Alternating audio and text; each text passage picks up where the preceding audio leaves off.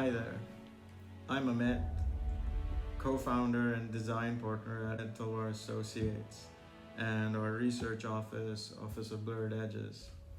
We are an architecture office that has been strong advocates of what business theorists have classified to be known as disruptive innovation. So basically, the only thing we conform to is a better way forward. For a decade now, we have been patiently watching and observing the word change and future being pitched over and over like a broken record. Where is this magical change? We have roads, highways, and cars. But is there a change in our behavioral patterns or even our thinking? I don't regard platforms of conformity to regular day-to-day operations as change. What we are undergoing today via the pandemic, now that is change. In a matter of 90 days, our skies are once again blue.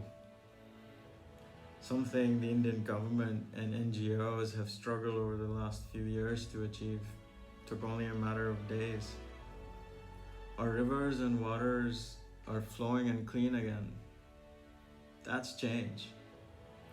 And all because we, you and me, we were forced to change our ways, change our working, behaving, thinking. A tiny little microscopic droplet is all it took for nature to clean itself and make us think. Mother Nature's disruptive ideology. A tiny ideology that has brought all civilization with our gadgets, missiles, arms, borders, visas, walls, economies, world leadership, developed and developing countries. It has rendered us all insignificant in days. Mankind is pinned with its back to the wall and is being held accountable for its actions. Our most developed and world-leading countries and cities do not even have enough hospital beds to handle this situation. Architects, planners, designers, developers, government officials, we all love our numbers and statistics. Here is a small statistic for you. It is common knowledge that India is around 1.3 billion people. Now guess what is our combined total of private and public hospitals available. As per the CDDEP, the Center for Disease Dynamics, Economics and Policy in Washington, D.C. and here in India, a study was done with Princeton University that found out that there's roughly less than 70,000 hospitals available to us, and roughly less than 20 lakhs or 2 million beds for a population of 1.37 billion and climbing. These are scary figures, ladies and gentlemen, and we were supposed to be among the most intelligent minds on the planet. So how come our numbers and data is so irrelevant and conflicting to realities? I teach at the School of Architecture and Planning here in Delhi, and I notice students keep battling with themselves to be real, and design professors keep pushing them to be real and pragmatic. But what's the point when the reality I've just described is so humanely pathetic? Reality is not working for us. However, every dystopia society has ever imagined in movies, comic books, art novels, TV shows are showing us just the tip of those surreal realities becoming a reality today. Those face shielding masks, unable to go outside without protection gear. Movies have become our reality today. So the next question is, how is this related to architects or even the realm of architecture? It is relevant because if we, the architects, are not involved in the conversation about the future of our cities, countries will continue to face many such pandemics and many repeated economic crashes. Can we really afford this? The next pandemic may not be so kind. Today in India, we have stats where we have less than one hospital bed per 1,000 people. Imagine for a moment if that pandemic only increased itself by 0.002%. We cannot keep planning cities the way we traditionally have been. There's far more than sewage and waste management that makes a city.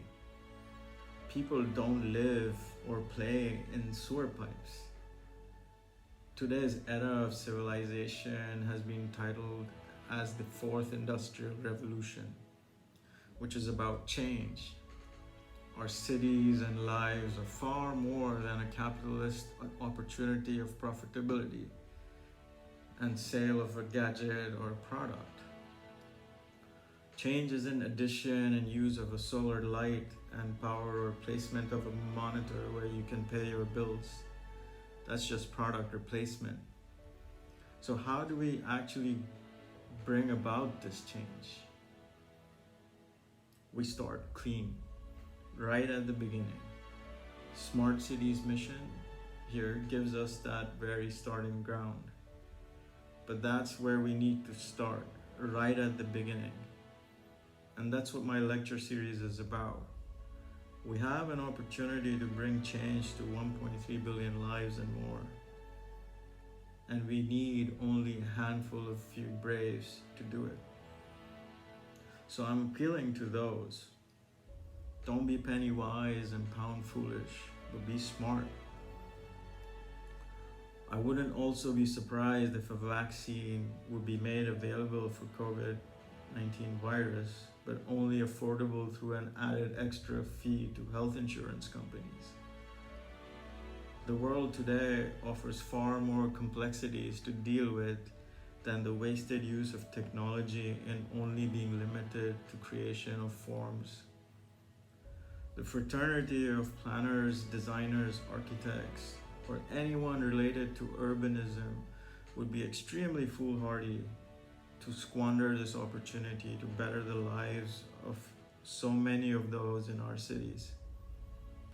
However, we need to understand our place, demand, and our roles, other than just the limited traditional ones of resources, contractors, licensing, and offshore production houses.